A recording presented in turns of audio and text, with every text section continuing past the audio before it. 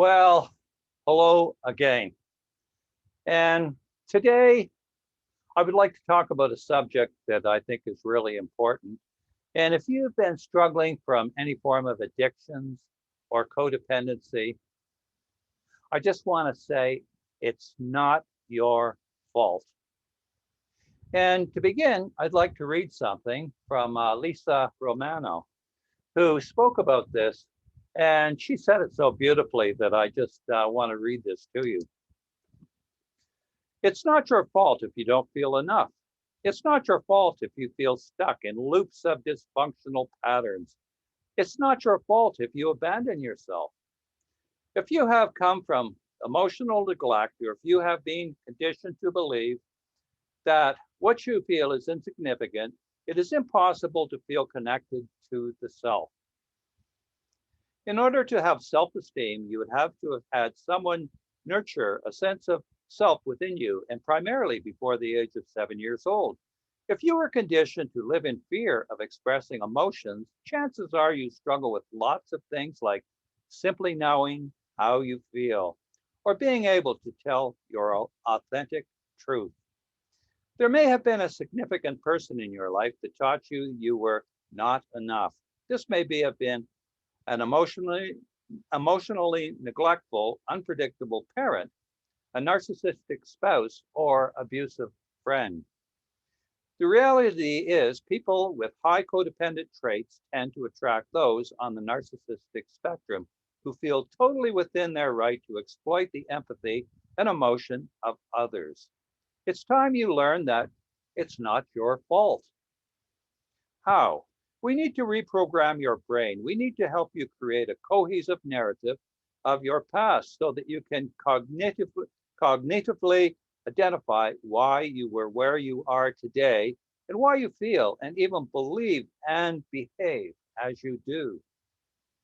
Please know that every thought you think, don't think, or every action you take or don't take is rooted in some issue or event from the past. Once we unlock this event from where we work or on processing painful emotions and teach you the much needed life skills you need to start setting boundaries, telling your truth, and loving yourself. Remember that it's not your fault. So I think I really relate to that personally myself too. And Marshall McLuhan said, "We live in a theater without walls." And one of my mentors, R.D. Laing, the famous Scottish psychiatrist, wrote in his book, The Bird of Paradise. And I just want to read a quote that I've always referred to many, many times over the years. "We are bemused and crazed creatures, strangers to our true selves, to one another, and to the spiritual and material world, mad even from an ideal standpoint. We can glimpse, but not adopt. We are born into a world where alienation awaits us. We are potentially men, but are in an alienated state. And this state is not simply a natural system. Alienation as our present destiny is achieved only by outrageous violence perpetrated by human beings on human beings. We are born into a world of alienation. And that is just so true." And another quote, "The creatures outside looked from pig to man, and from man to pig again, but already it was impossible to say which was which." And of course, that's George Orwell from Animal Farm. And that's kind of a good description of the world that we live in. Another book I just read from because it kind of reverberates on the same vibe that I'm talking about right now is Philip Larkin. And he wrote a beautiful poem. And I'm just going to quote that poem right now to you. "They fuck you up, your mom and dad. They may not mean to, but they do. They fill you with the faults they had and add some extra just for you. But they were fucked up in their turn by fools in old style hats and coats who half the time were soppy stern and half at one another's throats. Man hands on misery to man. It deepens like a coastal shelf. Get out as early as you can and don't have any kids yourself. So that's so true. You know, our parents try their best, but in most cases, they pass on the dysfunction that they grew up with themselves. More recently, Gabor Mate said, addiction is not a choice. It is a response to human suffering. Addiction is an attempt to escape suffering. What people suffering from addiction need is not judgment and not simply symptom control. They need to be helped to heal from their trauma. The more hurt that people are, the more they need to escape.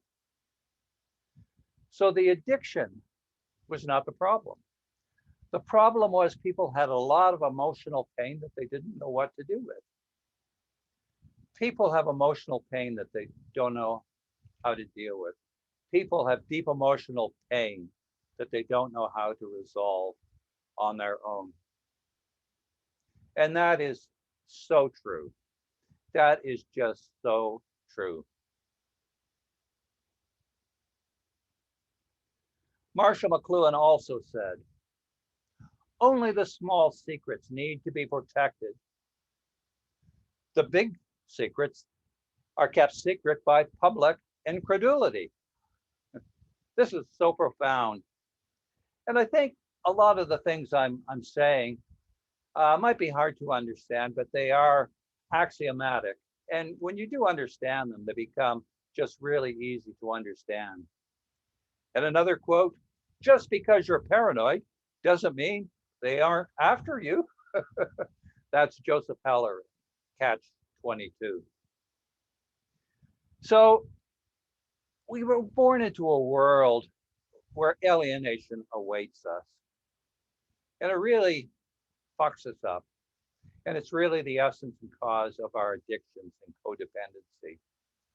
Even the bard, Wild Bill Shakespeare, hundreds of years ago, he wrote, for who would bear the whips and scorns of time, such as being mistreated by superiors and douchebags, being in love with someone who doesn't love us in return, the unfairness of the legal system, the annoyance of coworkers, and the mistreatment of good people by bad people. Pretty much like our world today. Sometimes it's hard, and like the bard said, you know, who wants to be alive?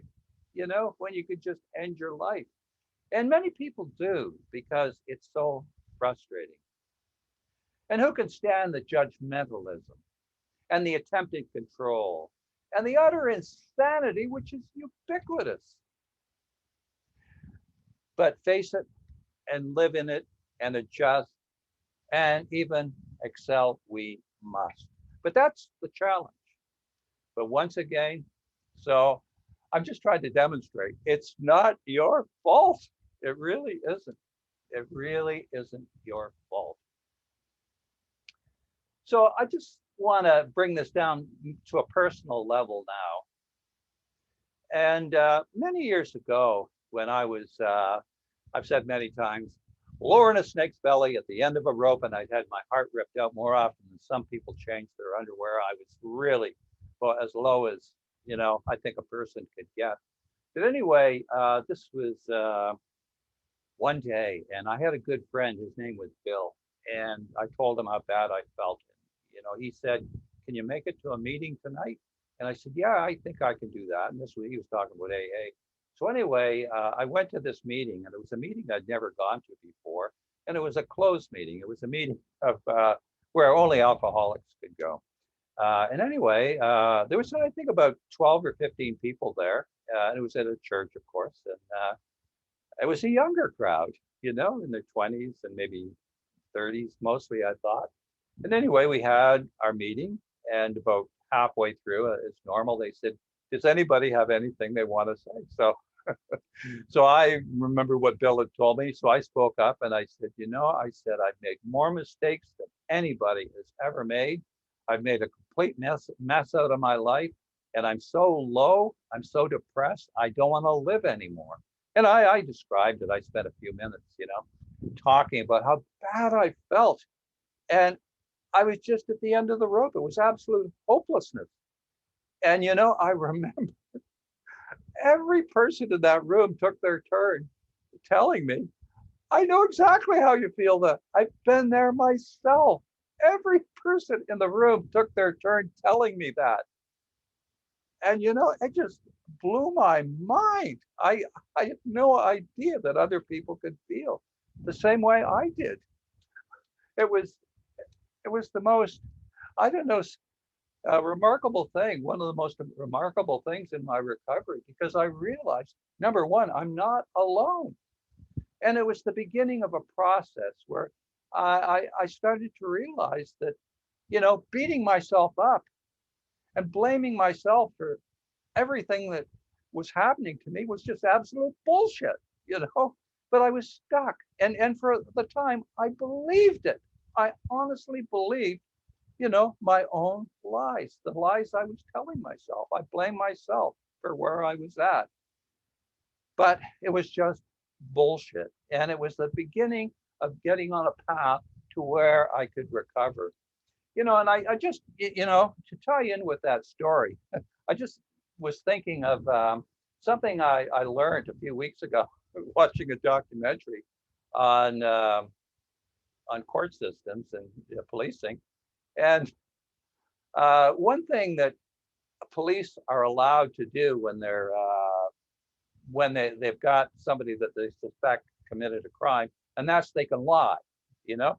Now, I think this is true in parts of Canada and parts of the United States, but it's not true in every country, because some countries realize that that is not a good thing to do.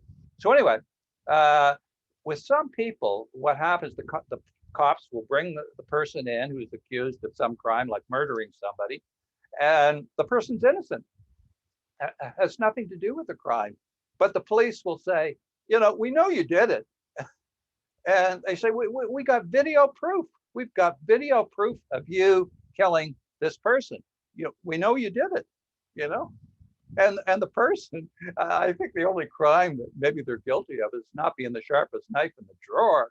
But, some people actually think, well, I mean, I don't remember doing it, but I mean, if they have the proof, if they have me on video, I guess I did it. So they confess. They confess to a crime. And once they have confessed, they're toast. It's so difficult, to reverse that once they've confessed. But anyway, I just told you that story because it's kind of like we can do that to ourselves. And that's what I was doing to myself. I was blaming myself for all these problems that were absolutely bullshit. And I've done that a couple of times in my life. I've done that big time. And I've been totally and absolutely stuck. And one of the first things on the path to recovery, and that's to forgive ourselves, to realize, look, the stories we've been telling ourselves are just lies. It's just bullshit. And that's such an important part, because when you're stuck and you can't free yourself up and by yourself. But we can learn to free ourselves from blaming ourselves, from hating ourselves, from condemning ourselves. And that's the first big step to recovery, is to start forgiving ourselves. So anyway, basically, that's what I wanted to talk to you today about, was just the principle. If I can tell you one thing, and that's, it's not your fault. It really isn't. As much as you may think it is, it's not your fault. It's not my fault. It's not your fault. It's not our fault. So we have to help each other to recover. And that's what these podcasts are all about. And I'm going to finish up here because in future podcasts, I'm going to be talking about forgiving ourselves. I'm going to be talking about loving ourselves. And I'm going to be talking about the path to freedom. The path to freedom, And I'm so glad that, I found the path to freedom, and I'm not still beating myself up and believing my bullshit. And, it's been such a, but I know what it's like. I know what it's like to feel that way. So anyway, I'm going to end it at there. And in the meantime, always, always, always, always, always question. That's what Albert Einstein said. Always, always, always. Did I say always? Yeah, I said always. Always, always question. So we'll see you next time.